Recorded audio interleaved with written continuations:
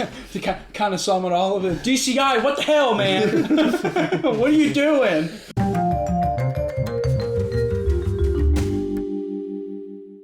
Hi everybody, so we're here today with Ethan David. He was the drum major for Spirit of Atlanta in 2018, and he was also the drum major for the Kennesaw State Marching Owls in 2017-2018. But welcome to Ethan. So go ahead and just tell us a little bit about yourself. Well, sure. Well, thanks for having me, guys. This is awesome. I'm glad you're doing this. I'm excited to see how everything goes with this. It'll be fun. And I am a trombone player originally. Best instrument. It's the best instrument. You're currently outnumbered. Currently. In a different episode, we can debate that. Okay. Ooh, that'd be a good one. Get like favorite, so like a brass, a woodwind, a percussion. Currently. We're talking about now, the here and now. Right. I'm a trombone player. I marched all through high school and when I was in college. So in high school, I marched for 2 years with trombone, and then I was drum major for 2 years, and then I marched trombone for a year at Kennesaw, and then was drum major for 2 years, and I was just drum major at Spirit of Atlanta. That's my I guess marching career. I've done some teaching of drum majors and low brass, and some private lessons as well. So I bet that was kind of interesting. We've talked to other people, and in their experience with DCI in college, we talk about the connection. How some of them will bounce back and forth, or they'll do both at the same time. Yeah. Because I think if I remember right, you did that once. Like you went directly from your time at Spirit into being the drum major of a collegiate band. I mean, what's the kind of connection there? What's the stress level on that? Well, that was a fun transition time because it was really going from collegiate band straight to drum corps back to collegiate band, and so that was 3 seasons, but almost a year straight of marching band in a row. What does that do to you? For anyone making the adjustment to drum corps, because it's such a different activity. I did the math once, and I can't do that at all. A season of drum corps is roughly the same amount of rehearsal time as 4 years of high school marching band. Yeah, because it's 17-hour days, rehearsing 12 hours a day for basically 3 months straight, and adjusting to that is one thing, and then coming. I actually think it was a very nice kind of warm up and cool down, going from collegiate to drum corps back to collegiate, but that was a stressful time. For the first year of being a drum major is always a year of growth, I think. You have to learn how it works. And I've had multiple first years. My first year was junior year of high school, and that was I felt clumsy in a leadership sense, and my conducting and running rehearsals and everything was just I didn't know the flow. And then my senior year, things kind of fell into place, and I was like confident and felt good.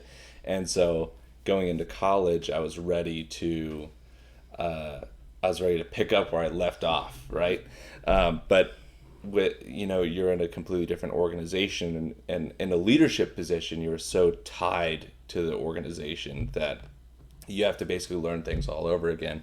And collegiate band being so different from high school band, that was a year of hard work and learning for sure. And so coming out of that into a new activity, which I do consider a completely different activity, between marching band and drum corps, and learning another organization and a new activity was probably the fastest time of accelerated growth I've had, leadership wise, and in my skills, and just like my confidence as a person to go through hardship. And then it really felt great, like Odysseus returning from his journey, coming back to college band, and having grown and more confident. The prodigal son. And really tan. That's the real reason anyone does DCA, right? So yeah, for the skin cancer risk. So, like, sorry. No, going back, you mentioned that you did trombone for a couple years. Like, what made you say, maybe sliding the slide isn't for me, and waving the hands is more appropriate? That is a very good question, and something I've thought about. Like, what is that? What's planted the seed? And my father is a very good leader, and I think has always raised my brothers and I to it wasn't an overt like, you will be a leader, but it was sort of just that energy of like, you guys have the personalities to lead. And so I came in freshman year in high school, and it was the first year of the school, and of the program by proxy, and so it was very new. We didn't have uniforms, and it was sort of an amorphous type of environment of like, what is our culture and how do we do things. And we had one drum major, Gentry Benny, now she's Gentry Manning, and she was incredible. She really like was a perfect figurehead for the band, and really inspired everyone, and seeing that effect that she had on a group of young people without even tradition to rely upon was really inspiring, and something I immediately admired and wanted to do, like to have that opportunity to affect people's experience like that. It's really, really amazing. And so that first year, going into my sophomore year, I auditioned for drum major, and I didn't make it, which was a great learning experience in itself to work really hard, not get something. I think we've all felt that and know what an amazing experience that is. and that's that's a good point, because there's a lot of high schoolers out there that feel that, well, I worked hard, so I deserve it. But there's to keep it in perspective, there's other people that are also working hard. Yeah, so and may not be the most qualified. Exactly. And also, looking back on it, I'm really glad I had that second season of marching, just to learn more about band. And like that second season, we had uniforms, and so I had thinking back, I had a really narrow slice of like what my perception was of marching band from that first year. So I'm glad I had that second year, and I had great section leaders to learn about like small group leadership with, and I learned a lot from those guys as well. Really talented young leaders. And it made it that much sweeter my junior year when I did get it. And I felt, a little bit more deserving of it than I would have if I got it my sophomore year. Right. And I know you have more to say, but I wanted to kind of pull you on that, right? Because you said that you take the experiences that you're glad you had that second year, because you had a very thin layer of this marching band sandwich. But having multiple starts, right? You said that earlier, having multiple first years, right? Yeah. There's skills that can be translated. There's things that can be, move from one place to another, but at such different levels like that, or as you call it, different activities. In your experience being a drum major, 3 different levels of, some could argue at all levels of band. Yeah. What could translate? Did things translate? Did you have, because you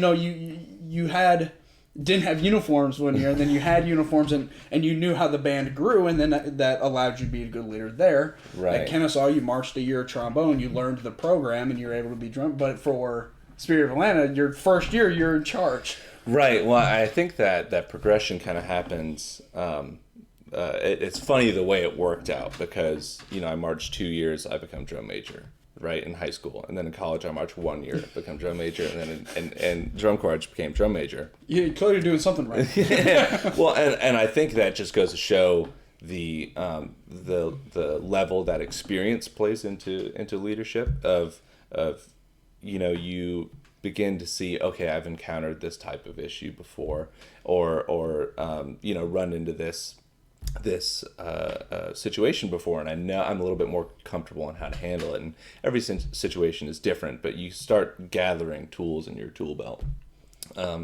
to handle those. And so it felt a little bit more appropriate to step into a leadership position earlier on, but it definitely still has its challenges. In drum corps, like I said, it's every season is like 4 years of high school, and so how close you grow with those people over that time.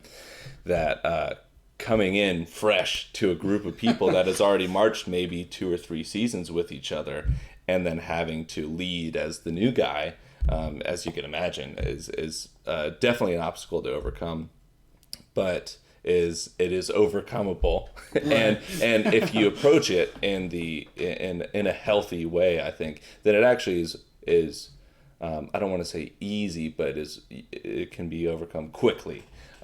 Makes sense.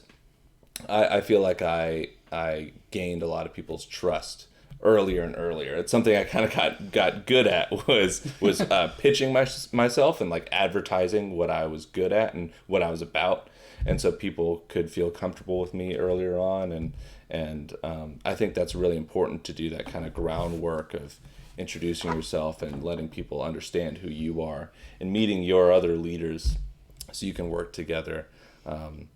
That was really big with me at Kennesaw was getting to know the other leaders, and I think that's like a big part of the journey. Well, so then one of the things we wanted to talk about today was, and you kind of already segued us into it. As a drum major in any organization, is it better, more beneficial that they're, more group minded than they are as an individual, or, or at least for you personally, do you see yourself more as a group member rather than an individual when you're the drum major? Or, because I know you and I've had discussions about it, and we can differ sometimes, but, I personally think that, it kind of varies, because, when you're up on the stands and you're in front of it, like a crowd, and you're in front of all of them, it's like you're the man. Like I feel like I'm the individual. I need to be an individual, but at the same time, it's different off the field than it is in the field. So I also feel like you need to be flexible for that. But what do you think? Well, I want to know what your... Well, I was never a drum major, so I was always I'm part of the band. I never did any solos. Like, I'm an anxious person, so, like, even if somebody was like, hey, you want to do solo? Like, nah, you can give it to this other person. So I was very much a group mentality person, and just, like, I'm part of the group. We all make one band, one sound. Well, I think that's a great kind of a demonstration of like the kind of mindsets that the difference in those two roles. Being a drum major or a leader in general is it's a lonely position, and it doesn't have to be. It doesn't have to be. There's sort of a couple different aspects of I think why it's lonely. Is there's just by nature of being a leader, there's fewer of you, right? So less people can relate to you. Yeah, some people will come up to you and ask you a question, and you're the only one that can answer it, or like you're expected to give a response that everybody else relies on. So it's like, oh man, people are relying on me to make a decision for them. I like that analogy, or example, I should say, because now teachers going from student teaching to normal teaching, right? They'll have the student come up and ask them a question, right? And then there used to be in the student teaching where they're like, "Oh, I don't know the answer." And then like I've heard when people first start teaching for like real time teaching, and they have the kid walk up and ask one of those questions, they're like, "Oh, I have to make the rule. I am the teacher now. right now. That feeling is, yeah, that's a first year drum major feeling for sure. So yeah, as far as it like being kind of lonely on that side, there's that, and there's also the fact that you're the only one doing your specific job, or there's maybe only a few of you doing your specific job, and so the other members can't relate to, you can't complain about things because they haven't done what you do, and right. Also usually what you do seems a lot easier than what they do, and so it's just like that's a thing that gets shut down really quick. But it's hard to relate to people on the struggles and the things you go through. And then the other thing is you sort of have to be lonely to maintain the relationship of leader to member, or like drum major to member in the marching band sense. Just because sometimes I've seen it get confusing of if you start getting too close to certain members, and you don't want some members to become more important than the others, or make decisions for the better of some members rather than the betterment of the band as a whole. That can be dangerous. And then also some members becoming very familiar with you, and so they start to question your decisions, which is that undermining type behavior is really dangerous. And especially in like DCI, where you're all expected to be professionals, and sometimes you just have to call somebody out. It's like, hey, you were 5 clicks slow, and like if you're too friendly, they'll be like, who cares? Right, there is that like, professional boundary there, and I'm trying to stay on the on the original, but the individual versus the group. So on that sense, it's lonely. You're very much an individual. You're responsible for yourself entirely. No one else is really going to check on you. But as an individual, you have to completely embody the culture of the group. You have to live by the values that, every organization has their own, kind of keywords they latch on to. If it's like, family is like a really popular one, but you can have integrity or your pillars, and you need to live by those, so that anyone that starts to lose their way in their activity can look at you as kind of this flagpole of like, that's what I'm supposed to be doing, and so in that way you sort of are the nucleus of the group. But it is a solo pursuit in that. Well, there also could be, depending on the person, very widely depends on the person. But I mean, there's some instances, like as those that are wanting to step into that role or wanting, thinking about pursuing that at their school, you need to think about where you stand personally on those things, because if you step into that role and you're unable to kind of juggle the two, you either you decide to be the spitting image of what your band needs to be, however you don't think about what is actually happening in the band. You've become too individualized, or things get to your head, or the other way around where you're so group focus and you want to please everyone that you forget what you're supposed to be doing. So you have to find a good balance of the two, and I think your input and experience with that is a great way to kind of push all of those things together. Well, I'm glad you said that, actually, because that's something that's a matter that I've thought about a lot, between like a drum major and the members. This kind of incongruence of what do we stand for versus what do I believe kind of thing. But I'm glad you said that as an internal conflict as well, because it's really, really true. And I think both of those instances are solved with communication. And so if you're feeling, I'm about to represent this organization, but I don't really know what integrity, honor, and discipline mean? Like, that doesn't really line up with me. That's a time to go talk to the director. That's a time to go talk to the director and the leadership of the organization and say, what does this mean to you? Help me understand. So that question of why are we doing this? What does this organization kind of believe in versus what do I personally feel is a question that comes up a lot in leadership. And I'm glad that you brought it up as an internal conflict, because that is something that you do need to reckon with before you step into a role.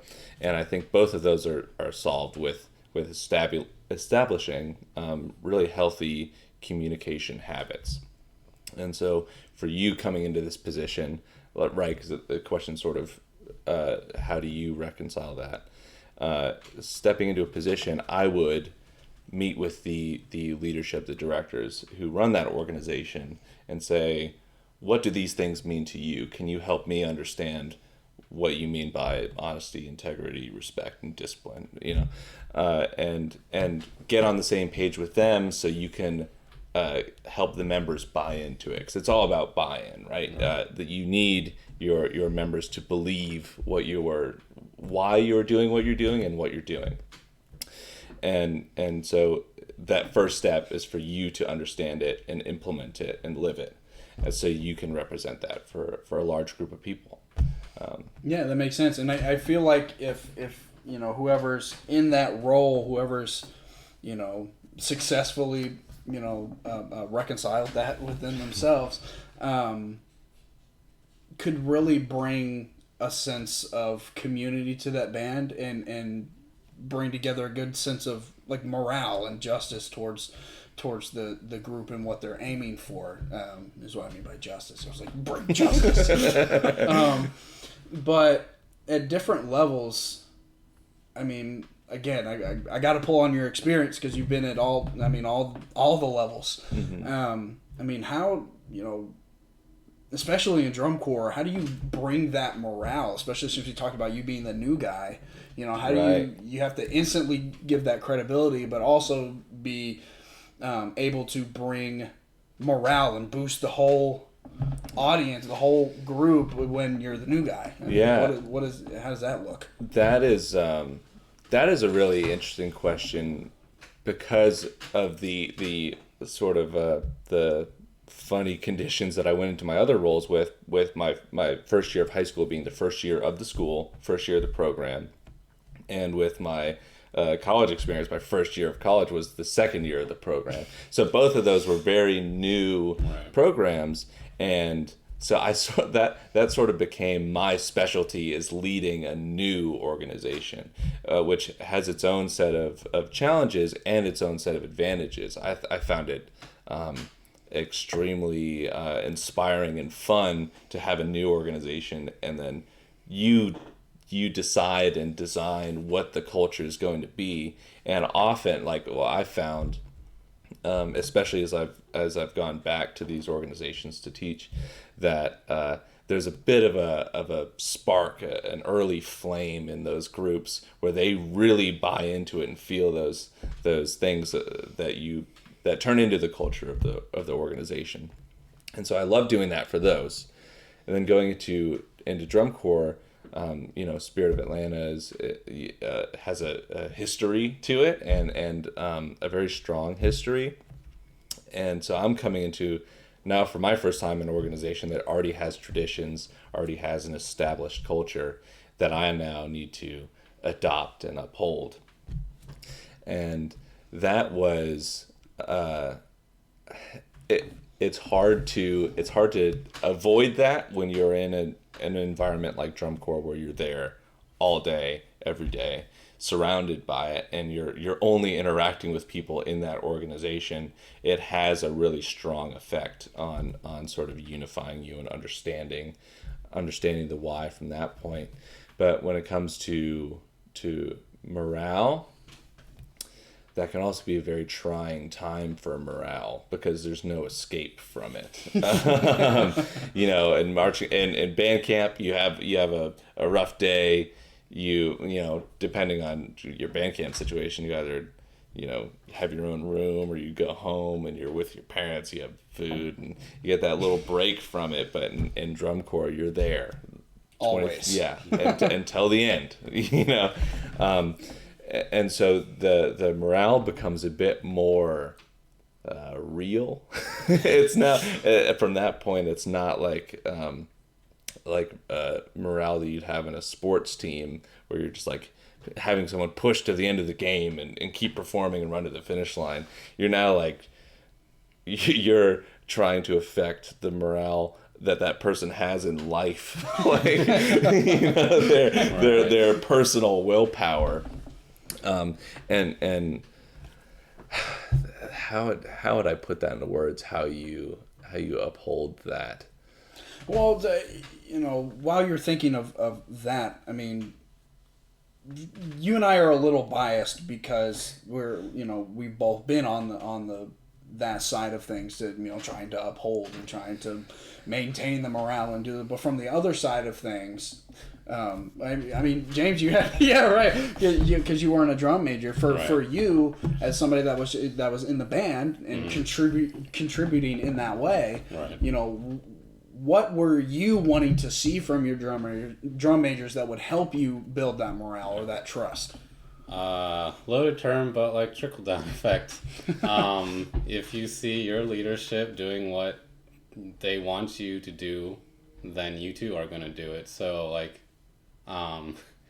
if like they wanted you to be cheery and happy, like I was part of leadership, so like we would be, you know, the first line of communication with the people in the section. So like when we had 6 a.m. call times, like you would have to be that energetic ball of fun to get people, to get ready for game day and like practice. So like, if you saw your drum major, if you saw the staff like all excited, you're like, okay, they're buying in, like they're not just talking the talk, they're also walking the walk. So just like that leading by example. And then obviously it helps when like people do tell you like in your section, like, hey, these are my issues. And I might say like, hey, I might not have the answer for that. Let me go ask Ethan/Harrison, whatever. So like we would try to keep a pulse on our individual members as much as we could, so we could give like a group energy to the drum majors. Yeah. I mean, that's incredibly helpful because there's a lot of, when I did it for Kennesaw, there was a couple of times where some of the sections would come individually. They would say there's an issue. However, they didn't do a pulse on everyone where they only brought the one issue. But the way that it was explained, and I'm sure you dealt with this, they would explain it as if my section's having this issue when it's really just one person that's got that. So that, I mean, that's I haven't heard that. And it's like a leadership thing. Like I'm a manager like at a social work company, so like it just comes with experience where like those individual things, like at first as a new leader you're like, oh, I should just, you know, ask everybody questions, like as you should, but as you just get more experience you learn that you can deal with things, or like you can not necessarily keep a lid on things, but like you start to get a better pulse for what you can manage yourself. Right. And then you like basically are giving like take my energy type of feeling to the drum major and the drum major can assess from there.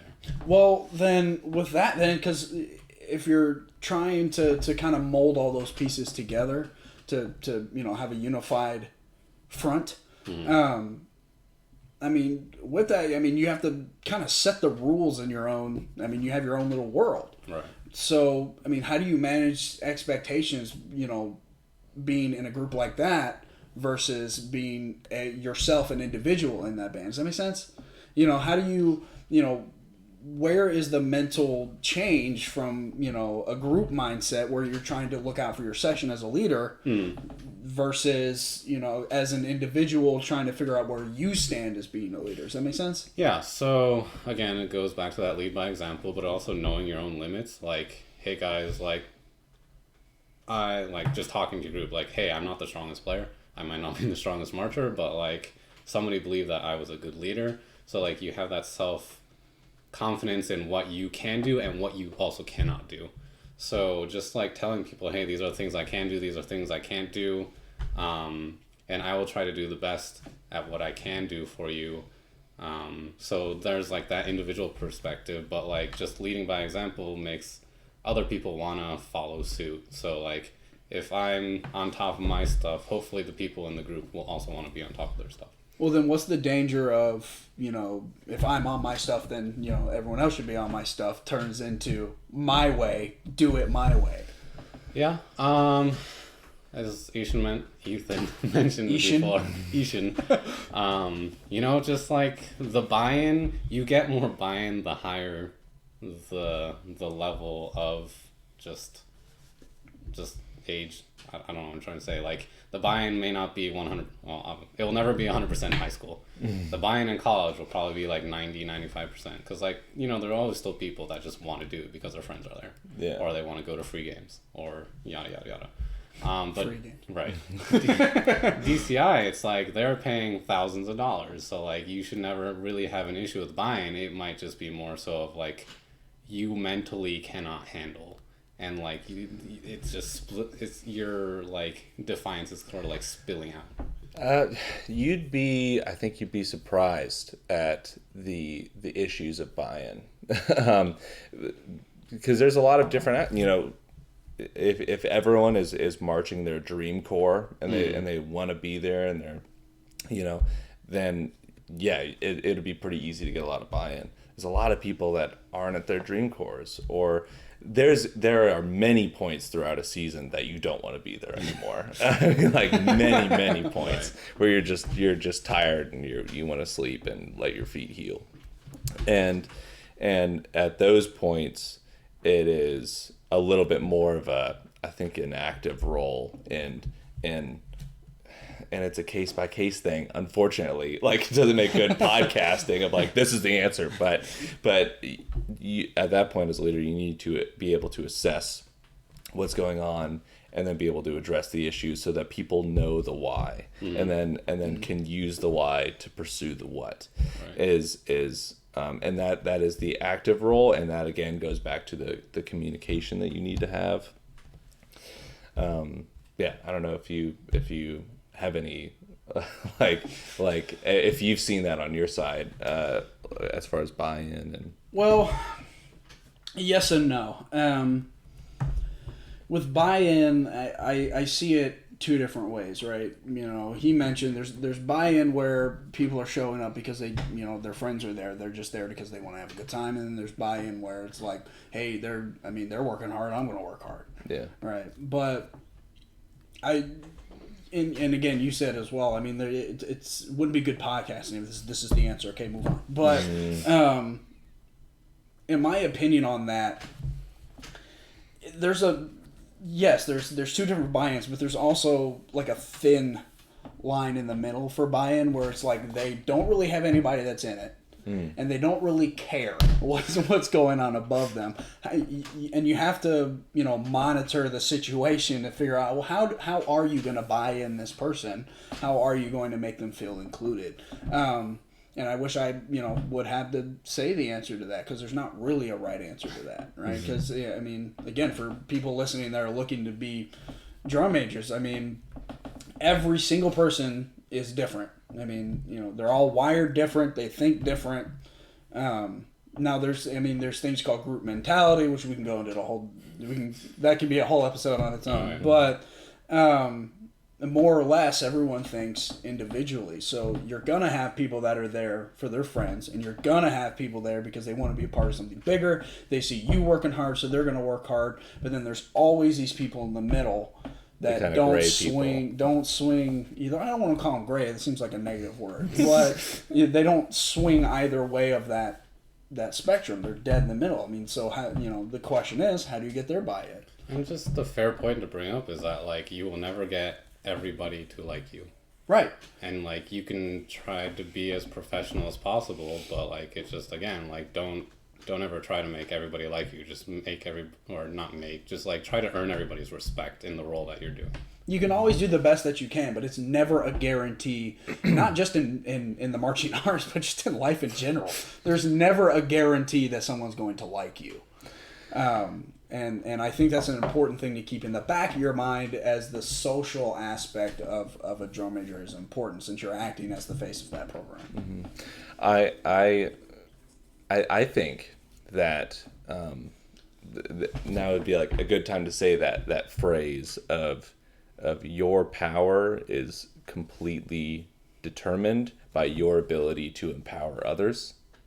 That's a good one. And I 100% agree with it, because we all know people who have been in leadership roles that were bad leaders, and we also know people who are fantastic leaders that had no title.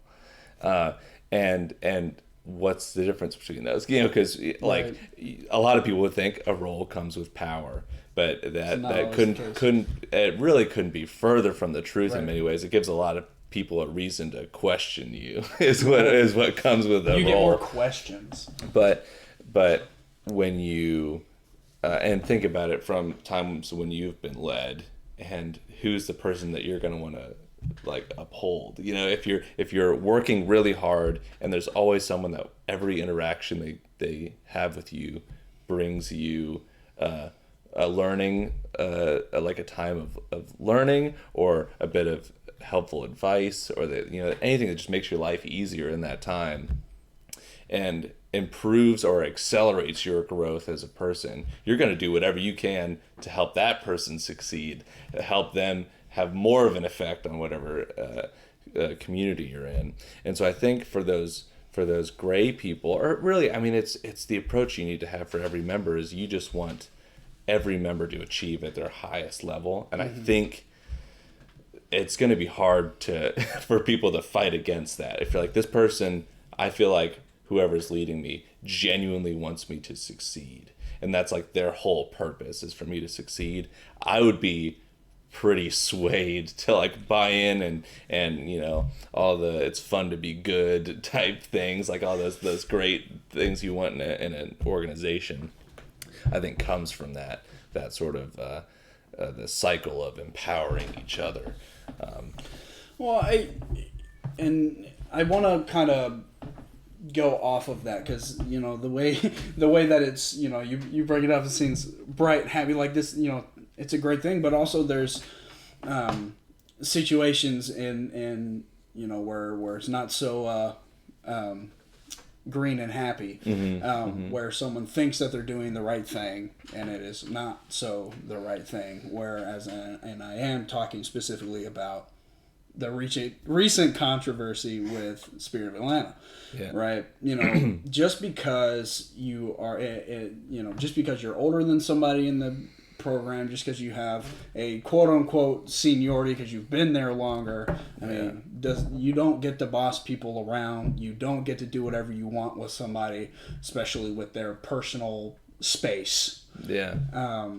And I mean, and I know you've heard about it, seen it, and I don't want to go into too many details about it, in case it's someone's trigger. I don't want to say any, keywords, but you can look up this controversy. You can just Google Spirit of Atlanta controversy. It's the top thing.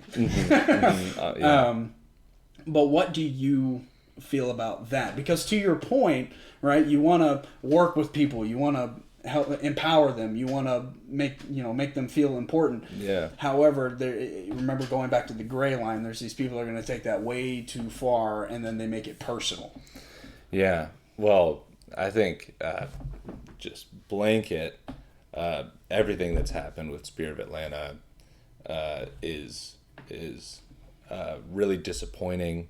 It sickens me personally. It disappoints me as someone that marched with them and has devoted a lot of like time and work to that organization.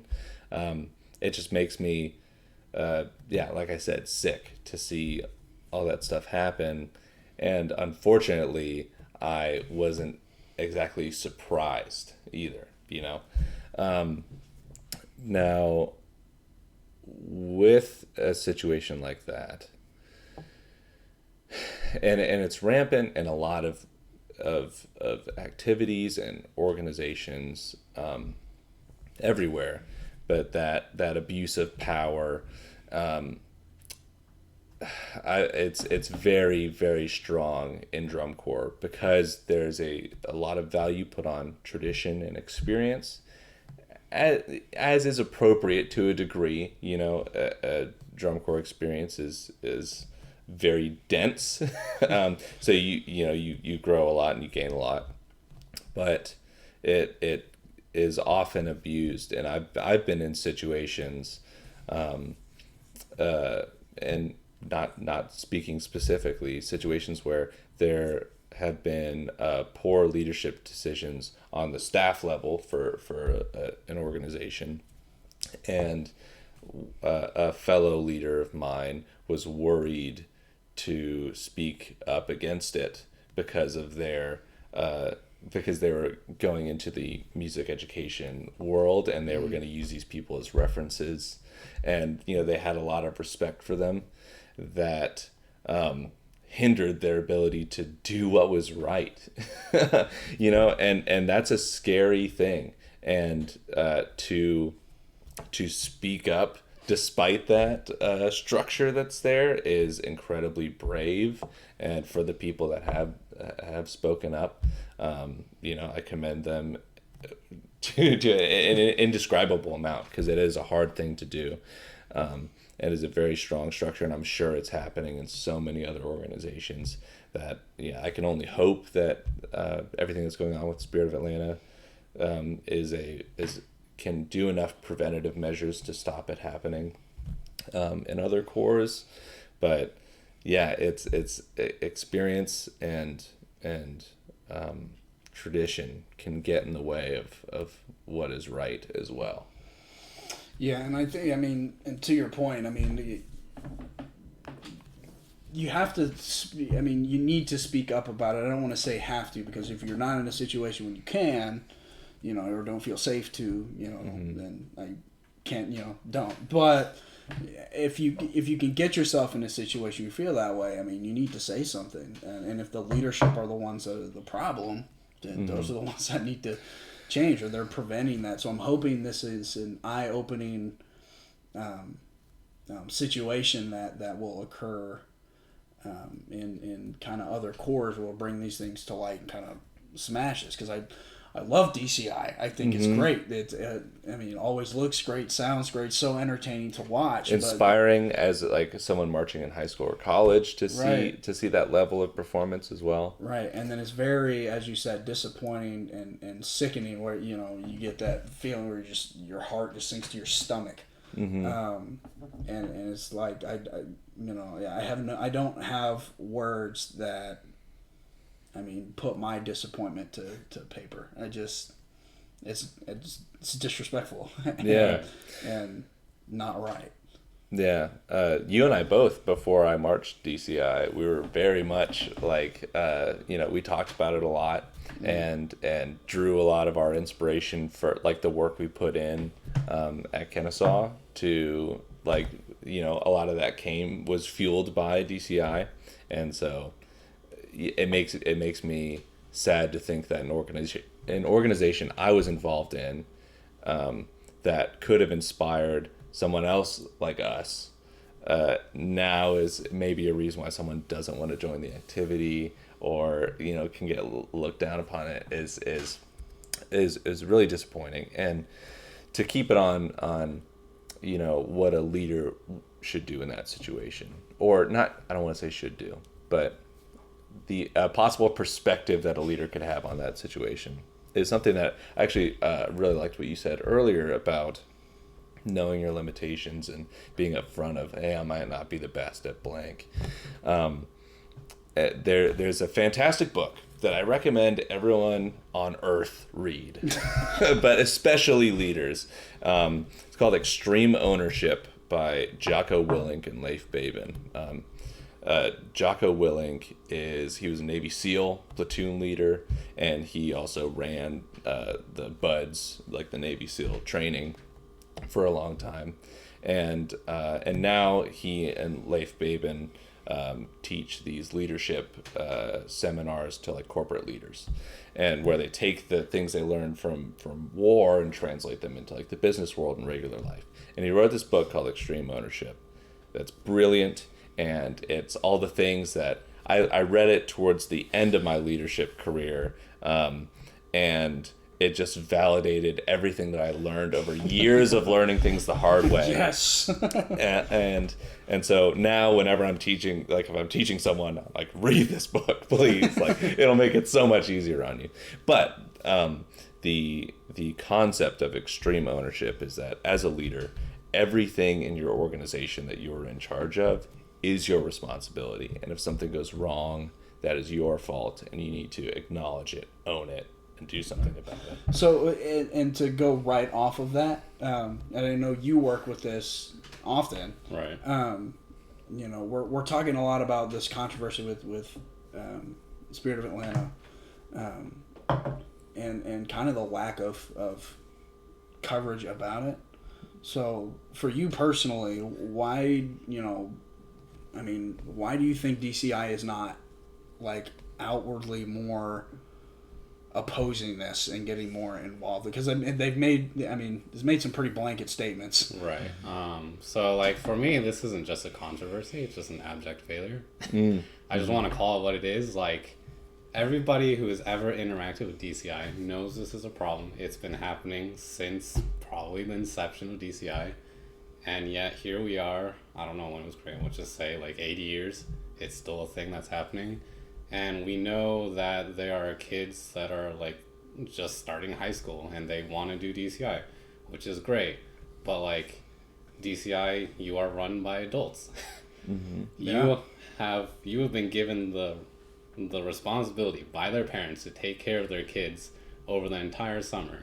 It is not unlike a summer camp. Like, you know, like to a greater degree because you're traveling across the country and you literally have legal guardianship of these children essentially, and like the fact that it's still an ongoing issue and that DCI really doesn't want to seem to take straight like direct action at this, it just blows my mind, because right now the statement is that Spirit is like willingly canceling their 2022 season, and for me that just sends a message that it's still up to the corps to decide what happens when failures of this immense weight happen, where we know that other corps might be like, well, there wasn't really a penalty, right. And so just to me, just again a failure on their end. Like,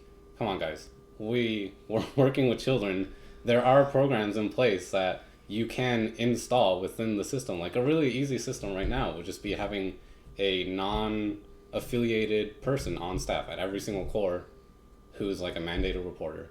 And then, look, I get it. It sucks when like authorities are involved, but again, we're talking about children. Yeah, it also sucks when people are uncomfortable in your organization. And we get it. It's an uncomfortable topic. The main purpose that you want is to like bring amazing like technical expertise and advancement within the music world, but first and foremost should always be safety. And just like making blanket statements and like not even dealing with this until maybe like half a month to like a whole, or not half a month, half a year to a whole year later, it just blows my mind. Yeah, and but to kind of backtrack a little, I mean every bit of that is valid. It's an abject failure for all levels of the course to not address this a lot sooner and take something like this to bring it up, and hopefully this brings more light to it. In a different episode, we talk about the age gaps and the age limits in DCI. So this would be a great reference for that. I'm not going to really talk too much because watch the other episode. But I do think that although they're having this, this failure, I'm hopeful that they turn it around and that, this doesn't totally cripple DCI as a whole, which I mean it currently has. Don't get me wrong, but that it doesn't cripple it to the point that people don't continue to join and go through that experience, because I think it's great. And people, as you know, there's some people that go all through high school and they have a very competitive high school, like BOA level school, and they go into college and like, man, I want to continue being that aggressive, that competitive, and the next best thing for them is DCI or DCA. Right. I mean, and I'm not going to lump DCA out of this. I mean, I'm sure it happens at their level as well. Yeah, definitely. It's older individuals for DCA. It is a much wider age gap for DCA. I mean, it's never okay. But I'm hopeful, because I love DCI. I love watching it. I love everything about it except that. Well, I think that needs, in order for that to happen, there needs to be someone that says, this is my fault. For right now, any statement that I've seen, like I said, I've not tried to dwell in this too much just personally, but in every statement I've seen, it's sort of like we accept the decisions people have made, and we are taking the season off, but there's no like, this is our fault, we messed up and we need to get better, and if that doesn't happen, then no change will happen. and that's to kind of sum it all up. DCI, what the hell, man? What are you doing? But it's like, why? You have to ask these people, why did this happen to your core? And if you say, well, the members, like you're already casting blame. Exactly, and that happens so easily and so frequently with leaders at any level, to say, these members are under your lead, why did this happen? Like, this guy he wasn't really then why is he here?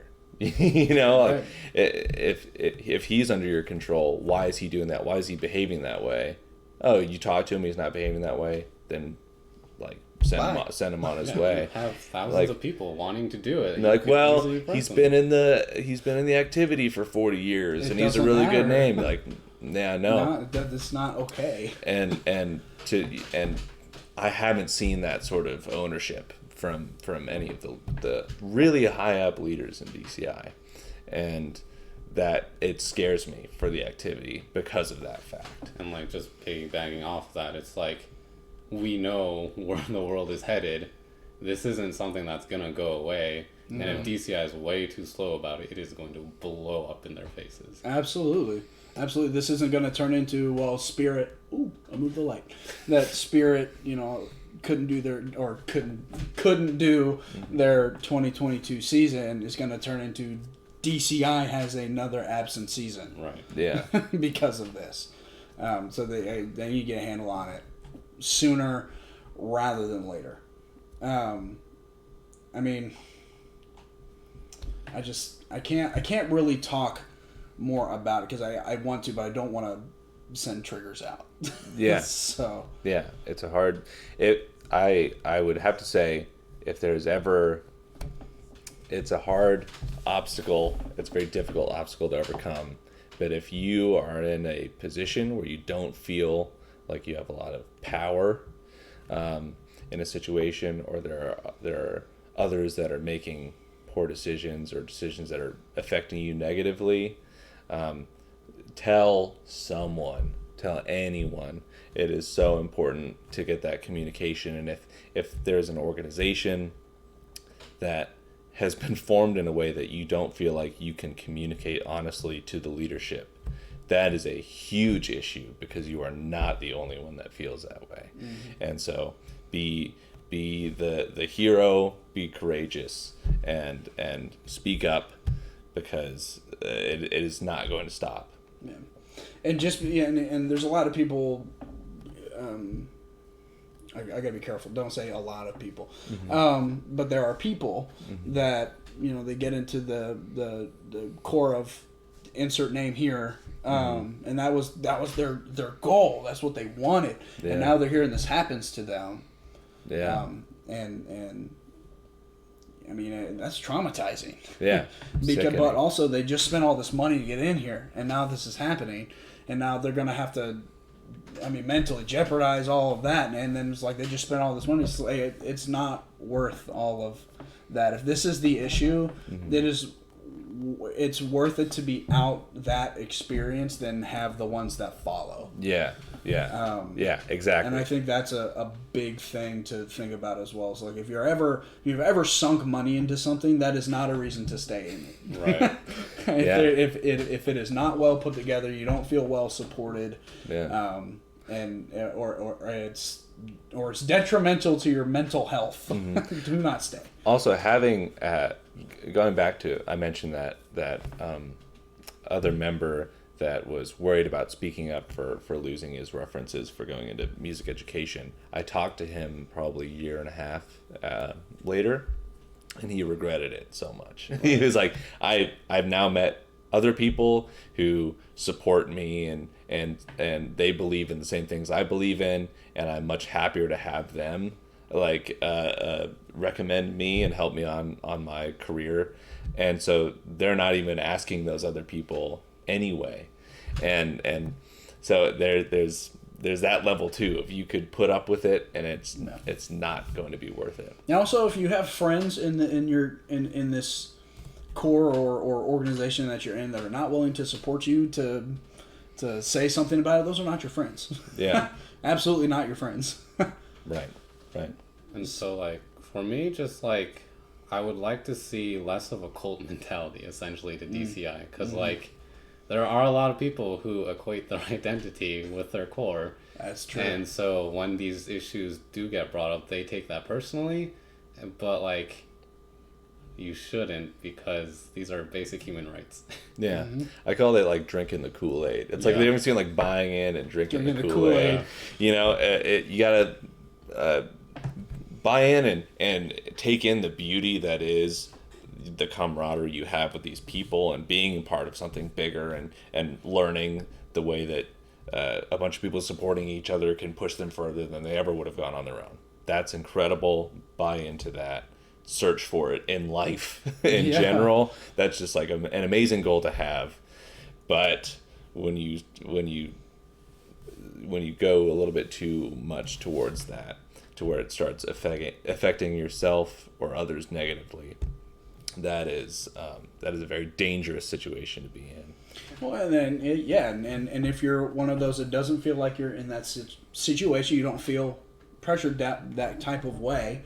I mean, keep your eyes peeled. There might be someone right next to you that is unwilling to say anything to reach out for help, but may still be trying to reach out for help. And turn an eye inward as well, and see, oh, I'm not having any problems with this, but am I intrinsically supporting it? Are people around me doing it? Am I doing something I'm not even aware of? That's something that as a leader, you know, I'm affected more because I don't want to say I'm affected more, but it is very potent in my mind, everything that's going on, because it is the core I was involved in. So now I'm thinking, all right, I was in a leadership position in a core that now has a lot of controversy going on around it.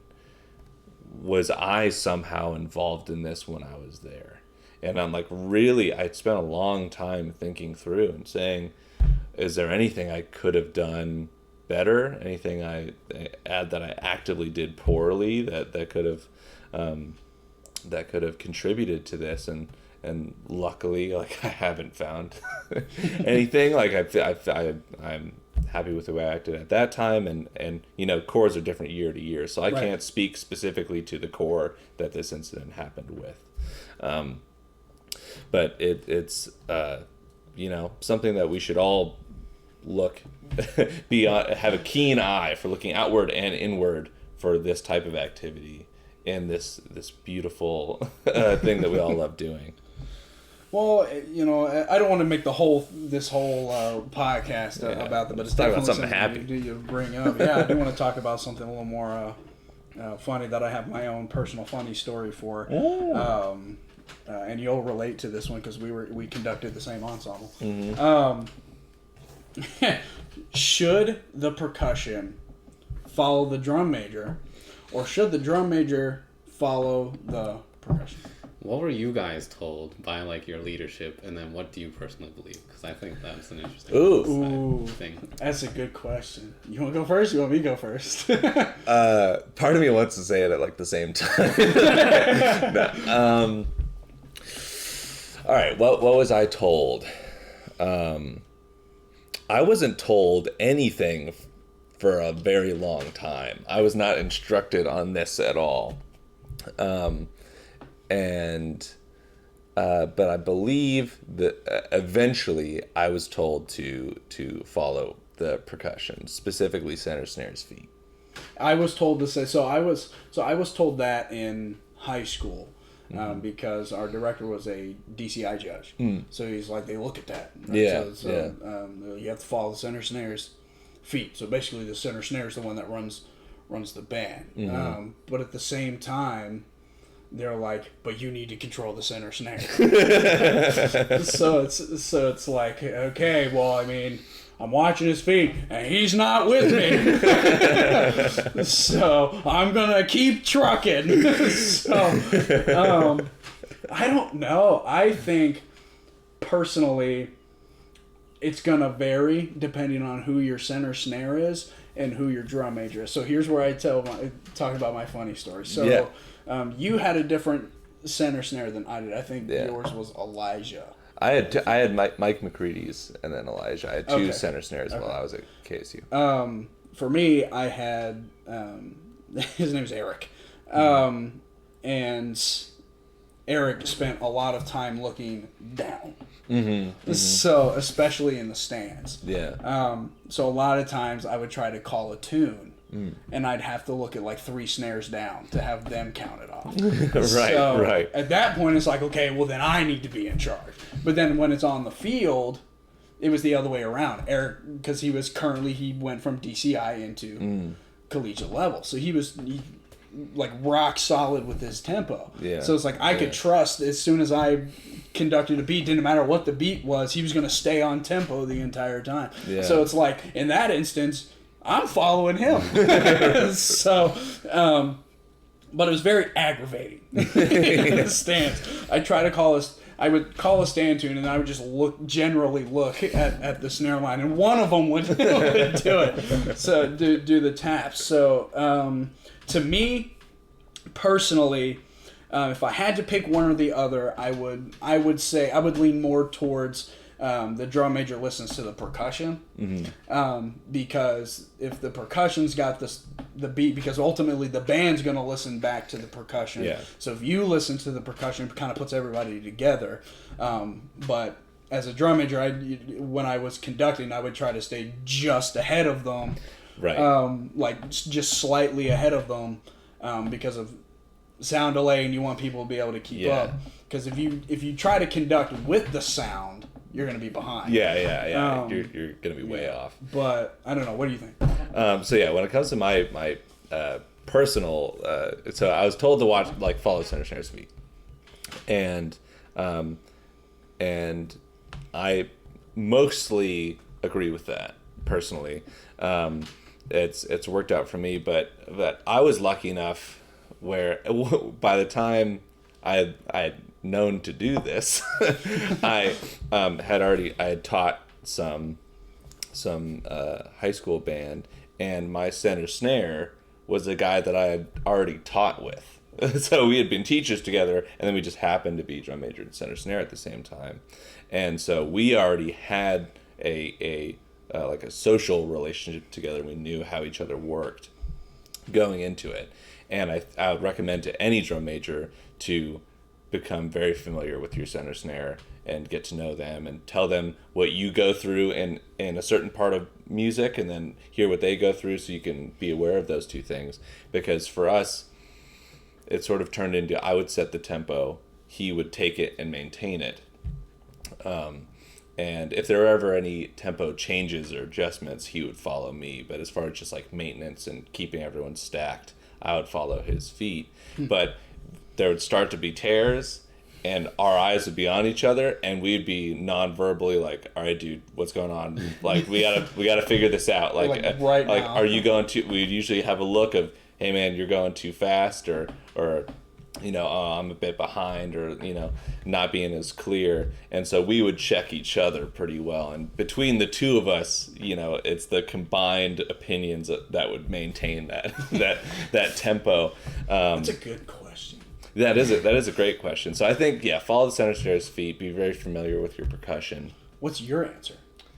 Somebody who didn't drum major. Let's see. Parades, obviously you can't see the drum major, so Right. And always, the drum major can't see the Right. snare. I did march indoor though, so I guess I'm a little biased because you're always just following the beat and you just follow that snare. But I want to say I was a good musician. I always just watched the drum major when I could. Obviously, once you're outside of the 35s, it's a lot harder. But again, it always comes down to the ability of the center snare, I guess, because in a lot of high schools, the technical skills of center snares is going to be very vastly different. So some places they might just be like, hey, percussion, just keep your heads up the entire time. Yeah. And that might have been why I didn't hear that until later, is it sort of took a bit for people to advance in their skill level to be able to work together on that. And I can imagine, as someone teaching an inexperienced high school program, might just be easier to say everyone watches drum major, and then maybe have some coaching with the percussion saying, all right, you got to kind of adjust this or that. Because I do agree, I would watch center snare's feet. Rarely would my hands hit at the exact there's a bit of tuning that just comes from experience of, okay, I'm watching his feet and I'm taking that tempo, but I have to adjust for sound. Because a way to kind of put that in perspective, and then I kind of want to go to like a final question, is when you're conducting and you're listening and you're watching feet, the sound is going to be behind, but to you, let me back up. When you're conducting and you're listening to the drum line and watching the feet, you're gonna hear the sound after you see their feet. It's gonna sound late. But to the rest of the band, the drum line is gonna sound a lot more in tempo than you would be, because you're conducting if you conduct with the sound. Right. So if you conduct with feet, it's more visual and you can keep up with them, but you're gonna have to put your hands down just before they put their heel on the ground, because otherwise the rest of the band's going to get behind, because they're going to watch you, or they're going to listen to and you get tears that way. It's a fun game. It's fun chess. It is and if you're struggling with that, if you're young and you're struggling with that, it becomes fun. It becomes a thing that you actually enjoy trying to, it's like tuning, you gotta, it's that back and forth until you hit that sweet spot, and it'll feel weird for a bit, and then it becomes more natural. You're gonna feel like the band is dragging, but we could have a whole episode. We're gonna have a whole conducting thing. And it changes too, because in drum corps, you're traveling around and playing in a different stadium every time, and so you hear the drum majors will talk between corps, and some experienced guys will be like, oh yeah, this place is really echoey, and the band likes to listen to it, and so you'll have to really pull them through if there's a temporally challenging section, then you become more aware of those things, and that's part of the art of conducting. It's one of the things I love about being drum majors. You have your different aspects of your running rehearsals and your rehearsal duties, and then your off-field duties, and then your performance conducting, and all of those have their different nuances. Or in college when you're running stands, I hated running stands for my first season, and I eventually picked it up, and it became one of my favorite things, that strategy of running stands. Now with that though, and a lot of programs do this differently, right? But he brought up a good point about you're outside the 35, you can't really see the drummers. How, I mean, do you need to have multiple drum majors? Right. Some programs like to have 4 or 5. Other programs just have 1. Others do 1 plus staff members. Others do 2 and they split the field. It's just, do we need more than 1? What's the answer? Right. There is one correct answer. Incorrect. And it is... Right. A buffers. Find out next time. So, My setups, in my experience, in high school we had 2, and we swapped movements around. So there's lots of moving around the field. And in college we had 1, and staff member side field conductors. And then at Spirit we had 4, and we split the front and the back, so there's like 4 in a rectangle. And I was a believer of multiple drum majors for a long time until I had a conversation with the director at Kennesaw State, and she explained why she believed that only one was necessary, and that was the model that she went for. And after she explained it, I kind of agree, which is she's very convincing. And I will also say that this is pretty specific, I think, to college bands, just because of the type of shows you tend to do and the material that you learn. But she has 1 conductor on the 50-yard line, or one drum major on the 50-yard line who's conducting, and her rationale was that it is simpler to have 1 drum major that is dealing with the various duties that they have within the band, so they can make sure that everything's getting done instead of splitting that among multiple people where things can get lost in communication. There's also a risk with multiple drum majors to develop factions within the band of some members preferring a drum major over another. This got into what we were kind of talking about a break in the podcast. And that can be that's kind of a nightmare scenario as far as leadership structure goes when you start dividing who likes who.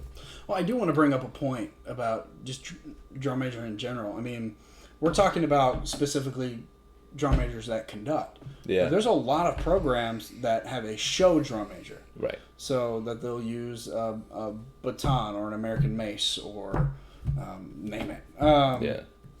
And then those individuals don't really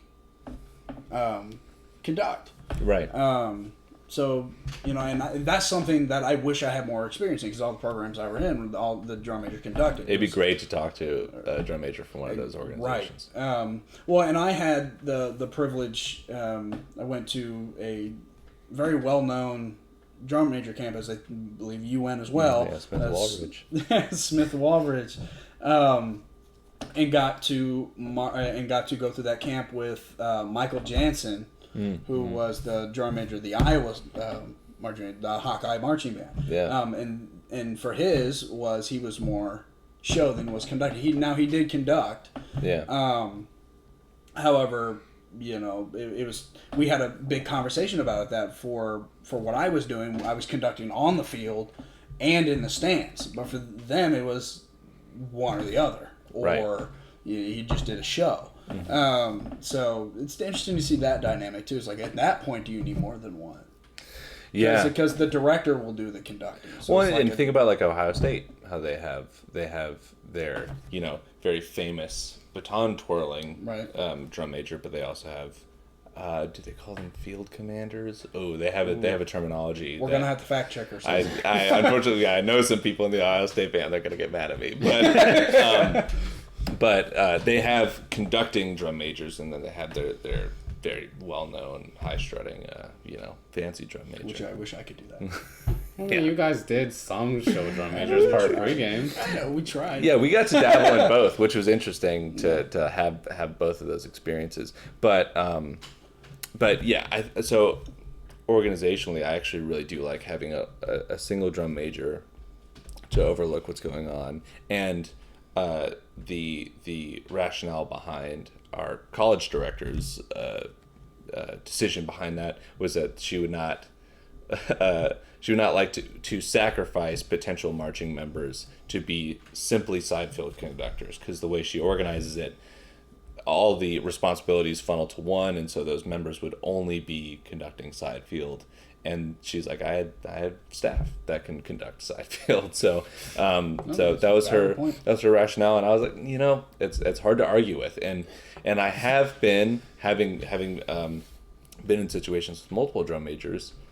I have seen the issues that she talked about, where it's pretty strong, like certain members liking one drum major over the other, and things getting lost in, oh, I thought you were going to do that. No, you were supposed to do that. And that can happen. That can happen quite a bit.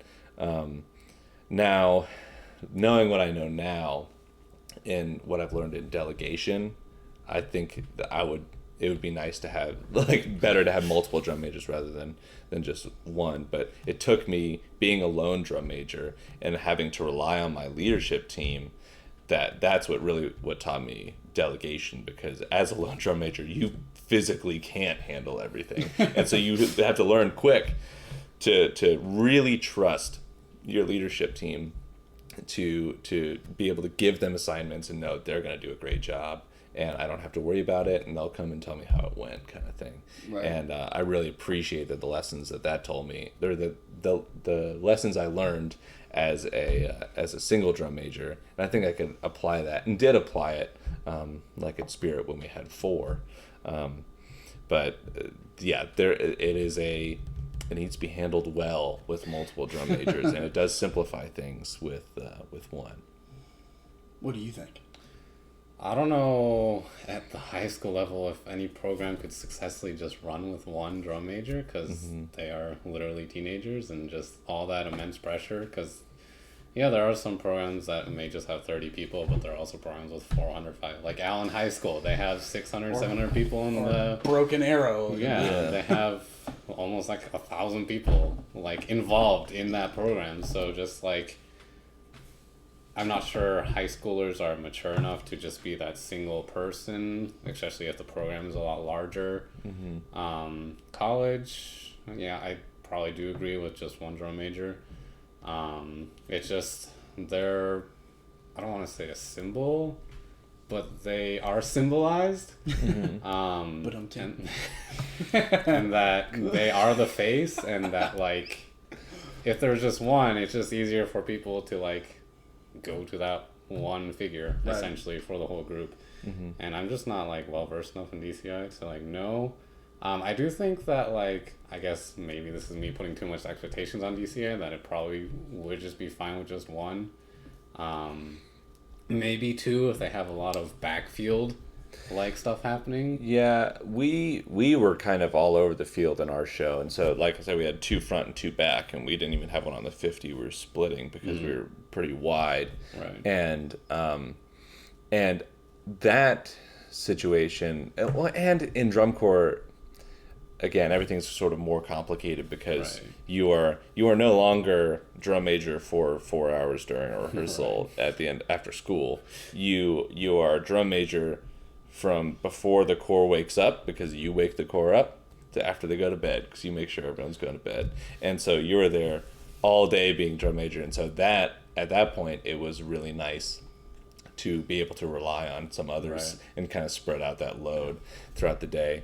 But that is a situation where I think in drum corps, at that level of drum corps, that you almost need to be at that level to be able to work on that level with other drum majors, and know that you can rely on other people, and egos aren't going to be hurt by by you doing a job rather than them.